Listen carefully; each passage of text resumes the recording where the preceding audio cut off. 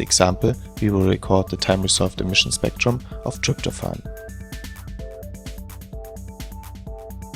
We will start by calling the trace wizard.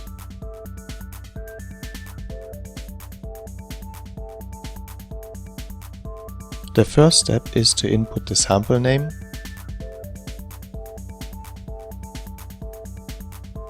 and select the solvent. We can then select the user, switch on temperature control and set the temperature. The stirrer is not needed, so we leave it off. We select the proper excitation source, in this case a 280 nanometer LED, and the range of the detection. We will use the UV blue PMT. We select the wavelength range from 300 to 460 nanometers and a step size of 5 nanometers.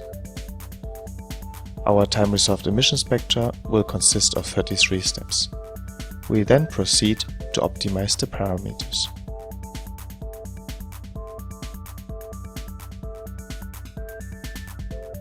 In this step, the wizard will optimize various parameters automatically. First, it records a spectrum to find the emission maximum.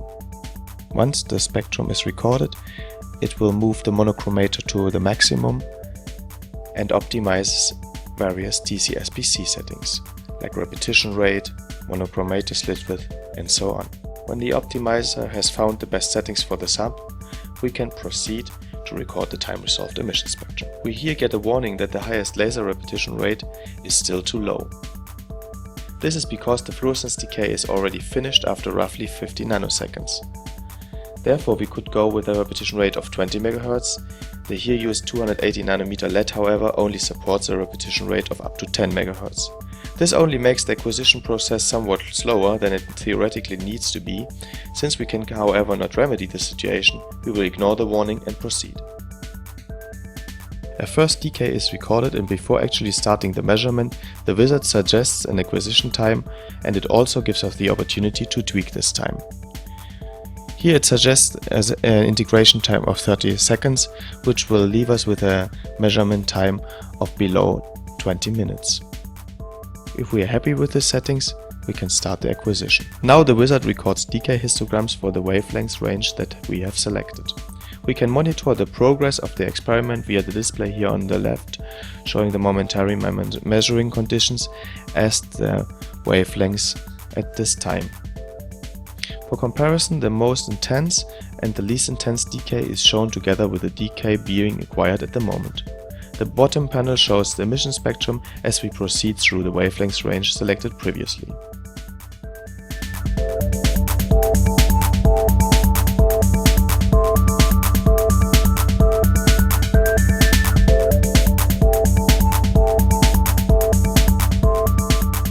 After the wizard has finished recording the time-resolved emission spectrum, the next step would be recording the instrumental response function. If we choose not to, we can always select Save and Exit and terminate the measurement without recording the instrumental response function.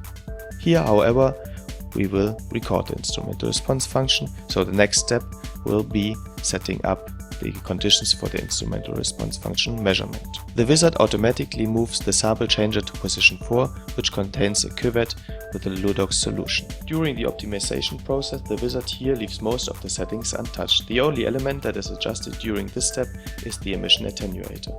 When the optimization is finished, we can proceed to the last step and acquire the instrumental response function.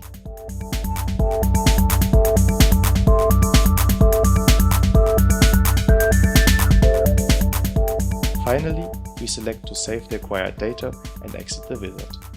This creates a container containing all the measurement data in our workspace here in the left pane of the EasyTow software.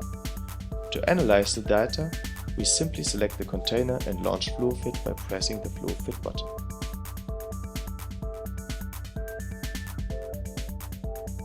FluoFit loads with the selected dataset and also suggests an appropriate fitting model. In this case here, an exponential reconvolution fit with 3 exponentials. We can use the vertical bars to select the fitting range and then use the globe icon to apply this fitting range to the whole dataset. By pressing the zoom button, FluoFit automatically zooms into the selected data range. We can use the dataset controls to browse through the individual decay histograms contained in the dataset. Selecting the proper start parameters speeds up the fitting process. Therefore, I will select the 3 expected fluorescence lifetimes.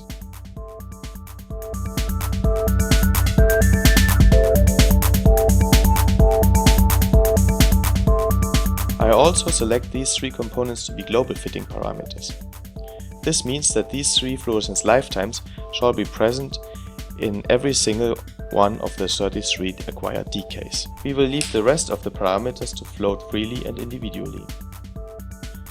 Pressing the Start button starts the global fitting procedure.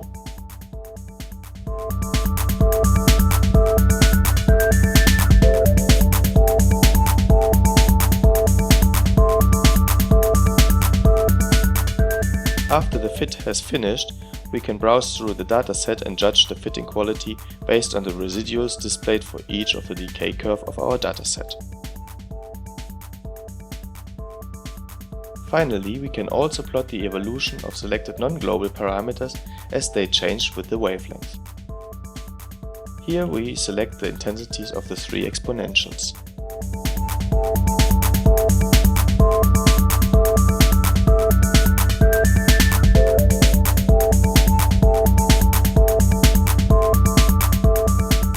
Closing FluoFit takes us back to the EasyTau software. The result of our fitting session automatically gets attached to our measurement container.